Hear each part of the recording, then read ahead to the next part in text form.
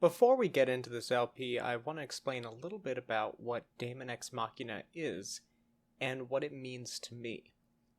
You see, my first and favorite video game was Armored Core, a mech shooter franchise where careful research, planning, and analysis allowed you to overcome seemingly impossible odds.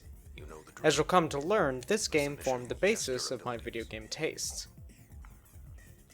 The last Armored Core game sold in September 25th, 2013, almost exactly 6 years ago.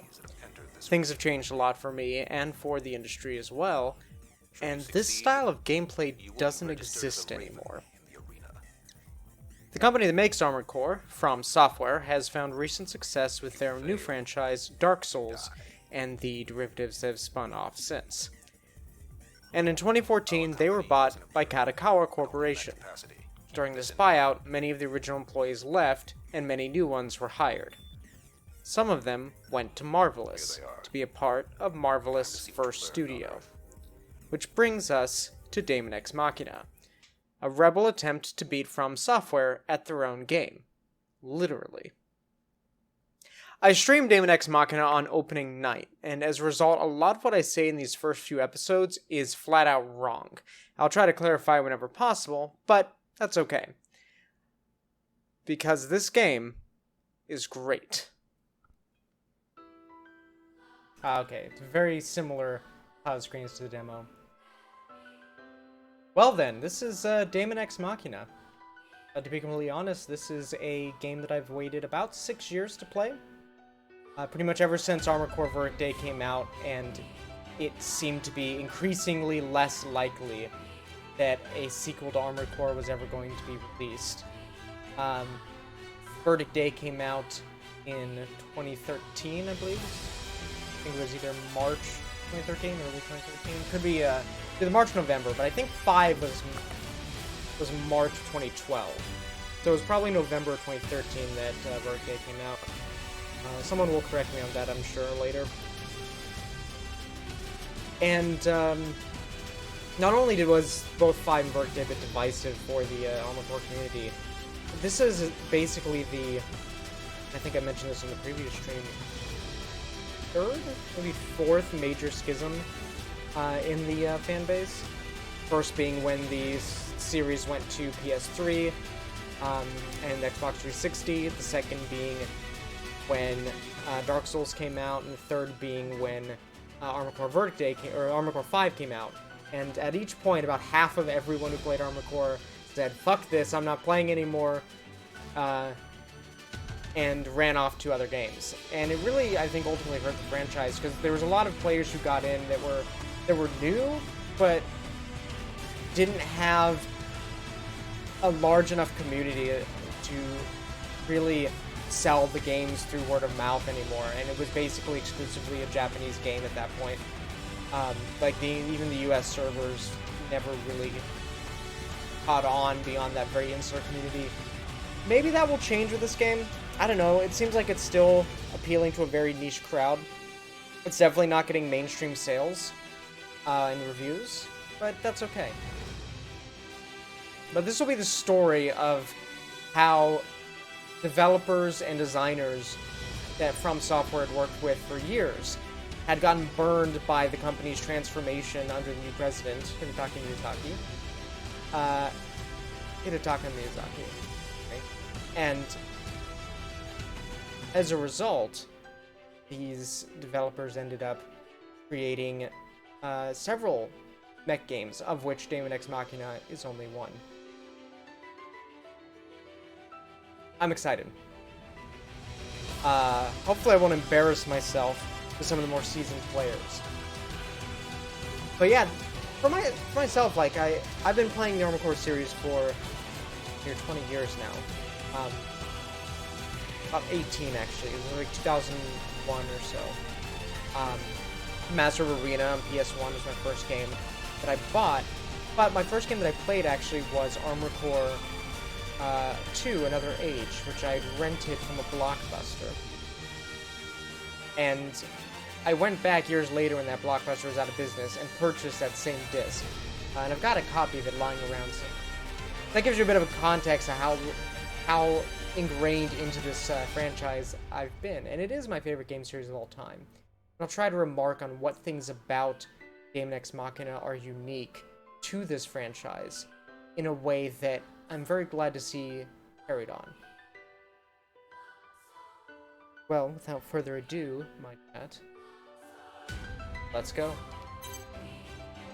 We'll be starting from a completely fresh save file. I know there is a save data import from the demo, but I am not going to be doing any of that. Oh, I believe these are pre-order bonuses.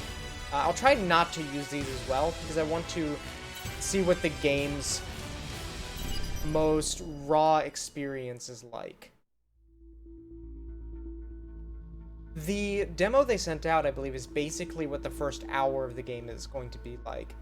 And I'm sure there's a lot of secrets and tricks that I'll discover along the way.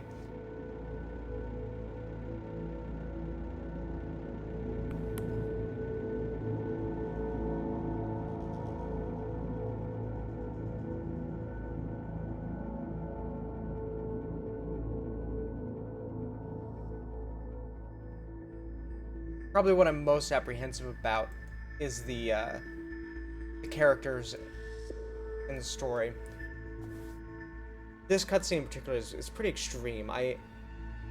To the extent by which the world seems to be ruined is very, very reminiscent of Armored Core's setting. The satellite itself looks almost identical to the Armored Core 3 Silent Line satellite that's watching you all the time. The AI that goes corrupt. I'll be very disappointed if this game does not have an AI that is either going corrupt or betrays you in some way, and you have to liberate the masses. But where this really differs from our Armored Core's setting is that Armored Core used a destroyed world to contain its game in a believable way. And this is a very From Software thing. You can't explore the whole open world because most of the world is destroyed. And that explains why it's supposed to be immersive, that you go on these missions in these very localized areas. Game's a little loud. But this game seems to be pretty upfront with the fact the world is destroyed, but the people in it are still interacting on a face-to-face basis. The big departures that you can actually see your character's face, which you can't do in Armored Core. Just faces and name. It's titles and mechs is all you see. Let's make a character real quick.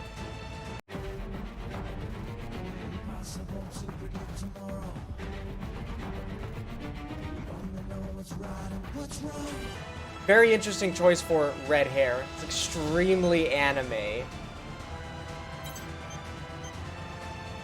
if we can't find a bit more realistic shade here.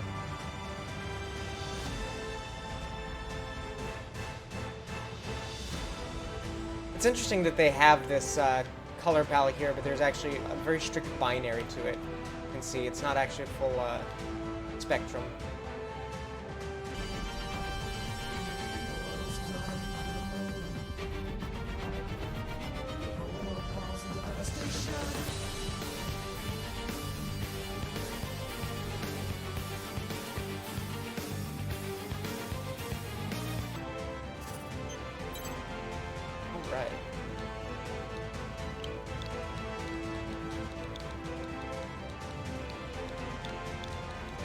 Now, Armored Core never had a character customizer. They never showed your character.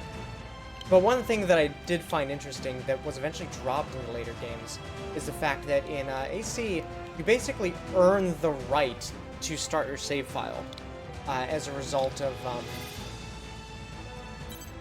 you earn the right to start your save file as the result of beating the initial training mission that it throws you into.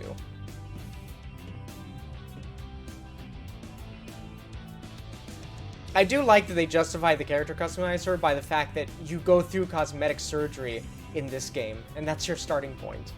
not only do you go through cosmetic surgery, but you can do it any time and change your character's appearance.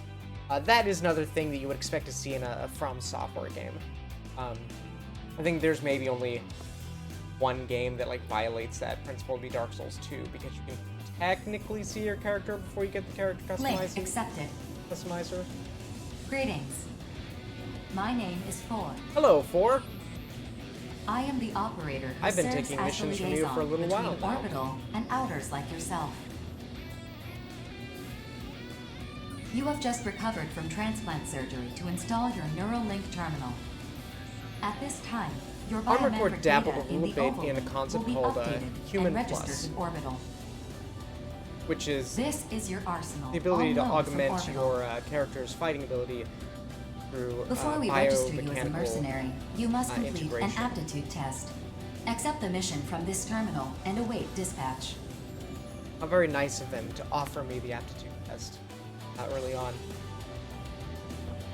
As I was mentioning, one of the more accessible things about this game is the fact that it lets you explore a little bit, mess with your controls, and change settings before you get thrown into a mission.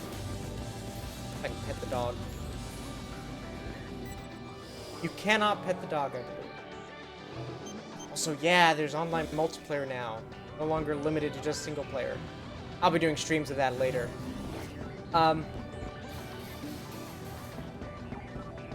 Yeah, Armored Core 2 and Armored Core 3 both have extremely interesting starts, which is that you are thrown into a mission before you create your save file.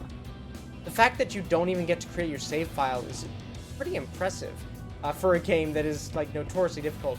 Armored Core 2 is actually even more brutal because you don't get to even set your controls.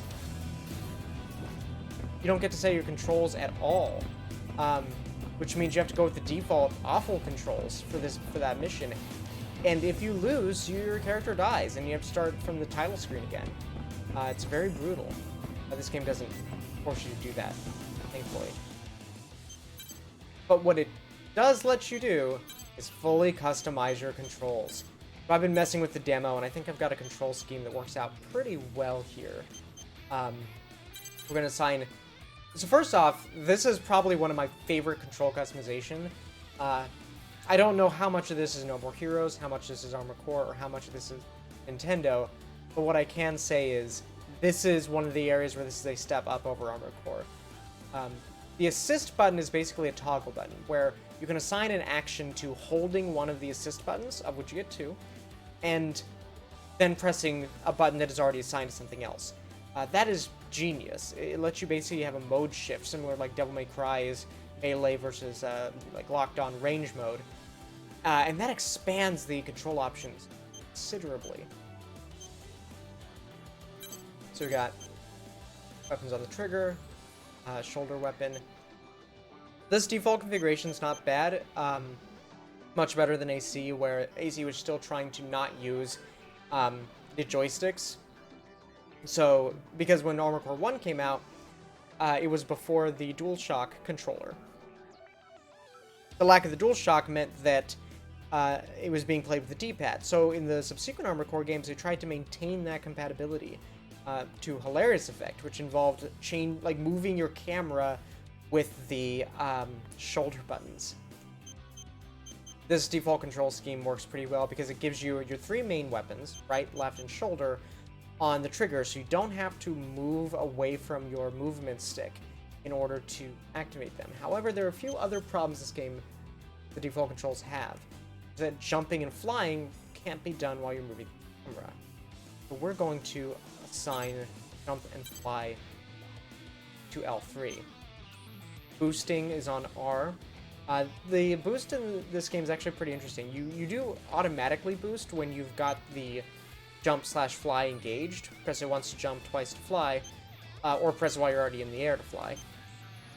And boosting is both a fast, quick boost on initial activation, and then a long, slow boost, like a classic Armored Core when let go of. And so you're basically always boosting, but at 2 different threshold speeds. We're going to put Descend D here on the R stick. This feels a little bit more like Zone of the Enders, where the camera was kind of controlled automatically and you ascended or descended with what would be X and B on the Switch Pro controller, but not on the PlayStation, so that we can kind of ascend and descend while we're moving around. But in this case, we have to deal with the fact that we have to move the camera as well, because there's no camera auto tracking. There is, but it's to a light extent. For locked on enemies. So that's why I'll have descend here. For grabbing items, they added auto reload, so we're not going to worry about that. But for grabbing items, I'm going to put on the D-pad because it's very unlikely that I'll be moving while I grab an item. Maybe in later missions I'll actually want to be able to grab while moving, and that might complicate that. But for now, I think that's a fair place to put that. Mirage, I believe I had same situation, but with the toggle. This is also a very important distinction. I don't know if they patched this out yet, but the grab button is the one you use in melee combat. So if you assign a toggle switch or a assist button to the grab action, when you're in a melee clash, you will not be able to beat that clash because it doesn't register that input, because it will only register you mashing the one button.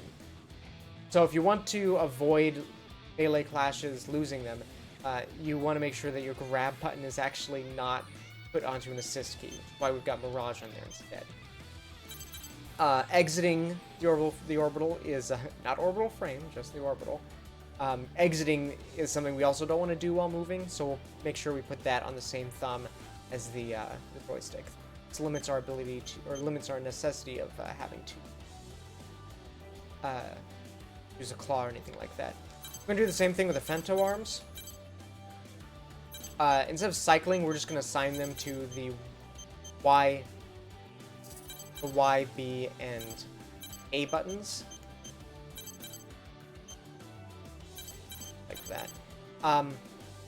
That way we can quickly swap between them and moving the camera while we are moving. For auxiliary equipment, let's do the toggle switch on the shoulder weapon. Because the shoulder weapon is not likely to be held down and fired in rapid succession, so we're not ever in a situation where we likely need to fire the shoulder weapon and the auxiliary equipment at the same time. That's a good choice for that. And then when in doubt, we can just tap both the buttons, once with the toggle on and once with it off. So this is the femto cycle we're going to actually not use at all. It is nice that they give you both the option to cycle your weapons and to just select them directly. This control screen is great. Not only do they have the assist, but they have the multiple ways of configuring. It would allow you to play this game like Zone of the Enders, or like Armored Core, up to your choosing. And that's a very, very cool thing.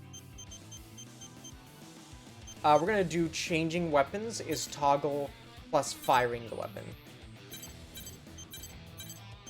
Sorry, this is not very riveting combat. And eject will be the eject pilot weapon, but we're going to be using the toggle on as well. So we can use the target toggle to eject and hold it then to change to the next one. It is interesting that changing your weapon only comes up when you have entered the select pylon screen. So if you want to make it easier yourself, you just simply use the same control for changing as you do for selecting the pylon. Then all you have to do is double tap it, and it will change the weapon for you.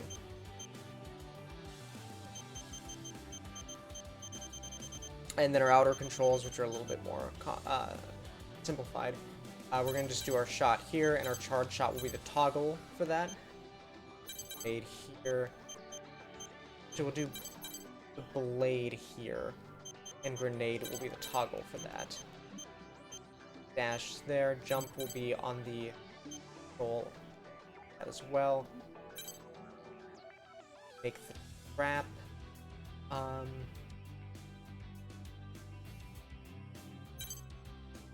Yeah, we'll do the trap on it.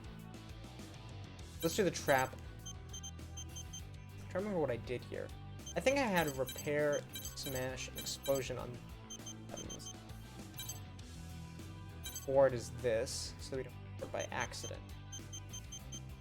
Trap, I think I just had. I think I want to put repair on here and trap here, actually.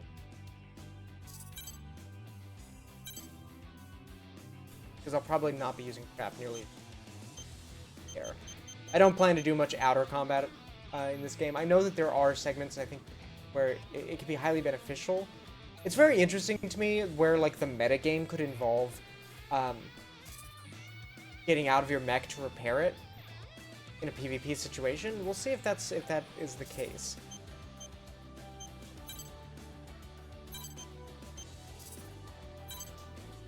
Got the menu on. Oh, interesting. The health gauge was off by default. Oh, they have a lot more things they've added since the default. A lot of these things were not toggleable in the demo. Very interesting. Okay, well, we'll leave most of these on. I do actually like a very complete hub. They added gyro aiming in the demo as well, which is really cool. Especially if you're not the type that, like, if you want to have an advantage with the buttons you can press and be able to move the camera while doing all these other crazy actions. I can imagine the gyro aiming is very good for that, and I did test it out a bit, and it works surprisingly well.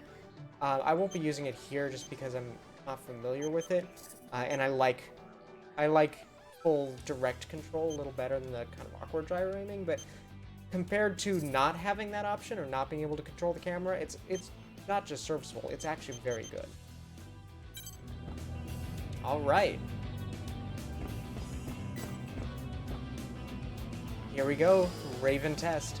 I do like that they let you paint and change your equipment before you even go into the mech. Like, you really feel as if you own this mech.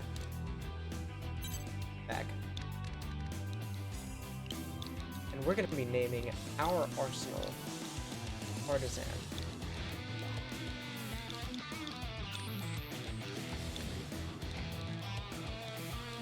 I consider naming it Quartz Clock to match with Wonder Raid, that being an Armor Core reference as well, but I think this is a little more fitting.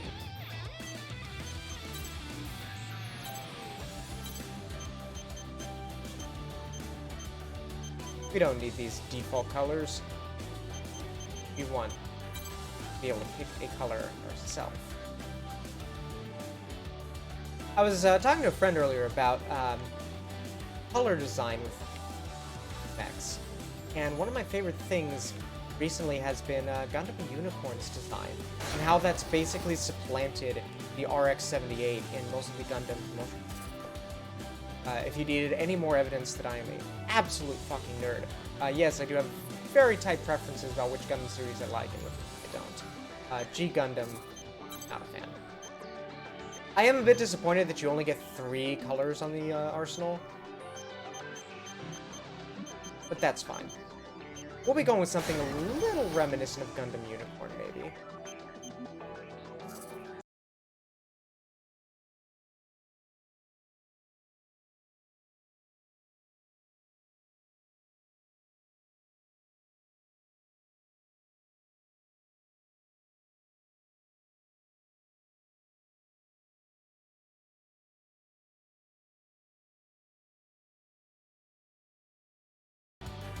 This is the seductive part about this style of game. Oh yeah, you can, Oh, that's interesting. So these are like... Huh. You can see, like, there's some different things on the core part and stuff like that. Like, different styles to the parts? Or do we have, like, or are those actually different parts? Those weren't in the demo, obviously. Yeah, I think it's the same part. It's just like a cosmetic skin, the prototype skin. Very interesting. And of course, we don't have many weapons aside from these DLC weapons that we got for the pre-order. Let's see if I can actually get, like, destroy or sell the DLC weapons. I don't think I can yet, because I don't have the shop unlocked. But regardless, weapons do not make the mech. Pilot that matters the most. Alright, we are only an hour into the stream? No, we're not. We're an hour into the total stream. We're only 40 minutes into the game's unlock. Let's start our first mission. Interesting that there's no briefing. But I do like one thing, which is that you can change your hangar loadout per mission before you actually enter the mission, which is something that you see in Armored Core Verdict Day 5, but you don't see this in Generator pool, normal. You don't see this in the early Armored Core games. Electromagnetic armor operating at normal levels. Weapon safety mechanism released. All systems normal. Commencing launch. We're basically like a mix between Amuro and Shin. I tried to create a character that would be your very typical mecha anime protagonist. A little gunbuster, diebuster going on here.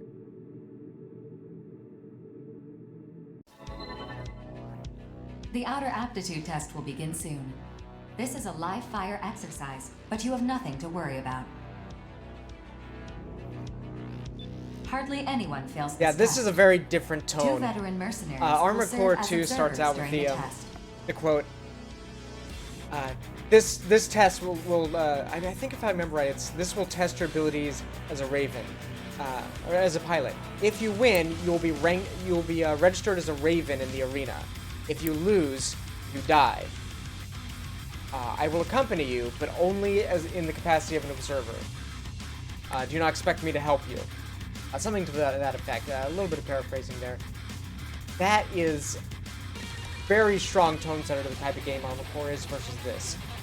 This is a Nintendo game. They want to make it a little more accessible. I think that's a good decision.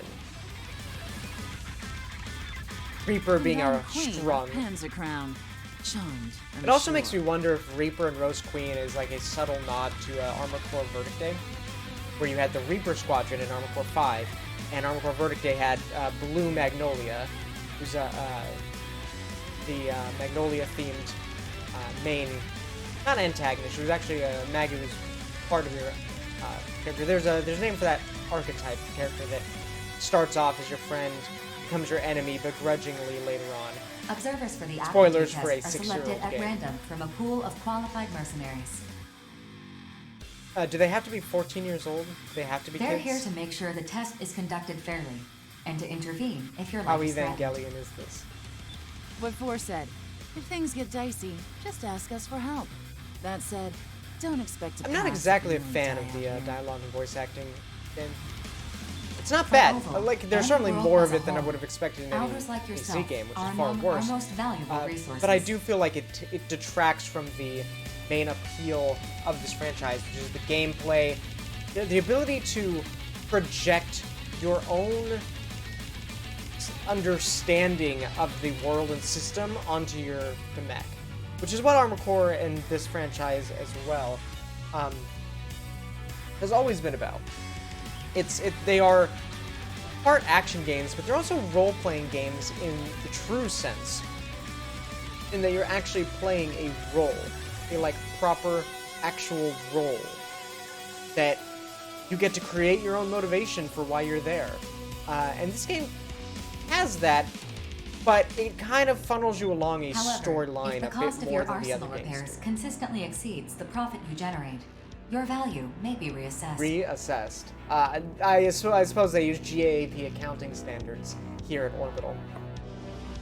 This does remind me that in Armored Core 2, if you fail enough missions, in those games you have to pay for every bit of damage you take and every ammo spend, which is a very interesting mechanic, and I'm not sure if this game has it or the demo doesn't. But if you take damage, how much you have to pay cost-wise depends on how expensive the parts you have are. So if you go into a mission with a really good mech and you take a lot of damage, you'll end up more in debt than you would if you took like a junk mech and took the same amount of damage, which is a very interesting way of balancing the game. It gives like cheap parts that are bad actually some value. And Armored Core Verdict Day has a wonderful mechanic where they actually have quote-unquote junk parts with terrible stats, but they have no repair cost, which is that's a very cool idea to me. But in this game, I believe you don't pay for ammo or for repairs. the what you pay for is if your individual body parts get blown apart, which was in Armored Core Last Raven as well. In that game, you have to go to the shop and buy new parts. In this one, I believe they just repair them and they charge you per unit. So the health bar in this game is a much more Let's get this over with already. loose Like Four said, hardly anyone fails this test. concept compared to the AC games, where it's a much more rigid health bar. Every pip of damage counts. Here, you can take a lot of damage and you can heal it, or you can take a lot of damage but have it be distributed about your parts and not actually have any of them break individually. Flying colors. You guys are so encouraging. Me, a grizzled veteran, a wandering Ronin of the From Software fandom, abandoned by my leader and my shogun, forced to wander without a game to play for 6 years. I'm used to NPCs being a lot more aggressive against me, but I'm sure these two will betray me at some point, and I will have to defeat them. I will be very disappointed if We will now begin the Reaper aptitude doesn't test. sacrifice himself to save me, and Rose Queen doesn't betray me, and I have to face her on the battlefield. Please direct your attention to your radar. Alright. The aptitude test will begin This game once you cross the blue feels boundary.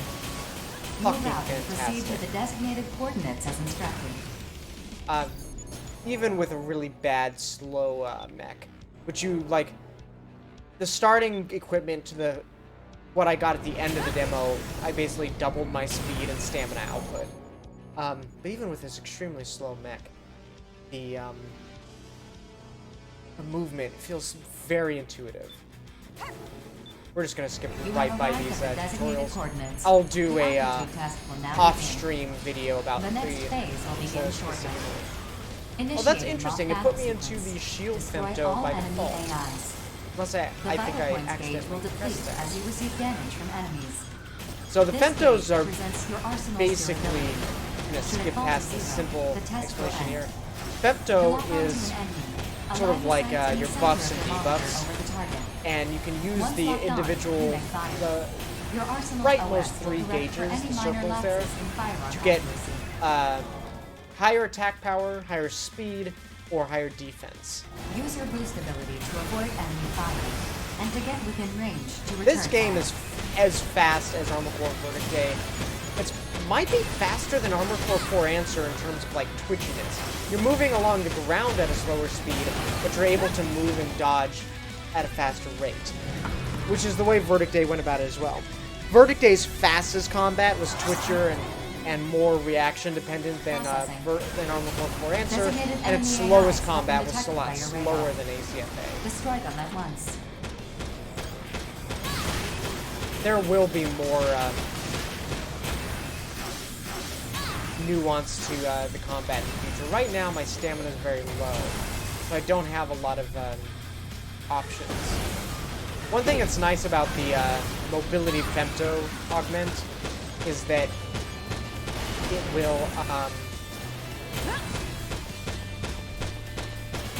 it will prevent you from depleting your stamina while you're moving at high speed. So it's very good for getting from one area to another and still having high stamina when you get there. It does deplete that little femto gauge, which restores slowly over time, and then also, I believe, restores very quickly if you are in a femto zone, or it could be in the femto zone that doesn't restore. Good work. Get some rest He's before you a tackle cake. your next assignment. You should get your test results right away. Can't wait till I See get you some around better on the parts battlefield. so that I can Aptitude test complete. really You have stretch passed. the legs of this game's Congratulations. mobility engine. Your Arsenal link key has been received. You are hereby recognized I had by to get a Orbital link and the key for my job, consortiums so as a we'll registered RSA, mercenary.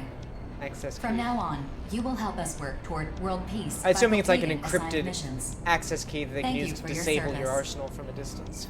I'm sure that will come in play later. I would hope so. They're setting that up. I would like to see it paid off. A really nice thing about this that I see also taken from Armored Core Verdict Day is this like post-mission timer where you have like 30 seconds to decide how, in this game it's 60 seconds, but where to like pick up weapons, items, experience, heal yourself before the very end of the mission, and you can of course skip it. That's something that I feel is very next-gen about this game. Reminds me of Monster Hunter World and the post-game details there.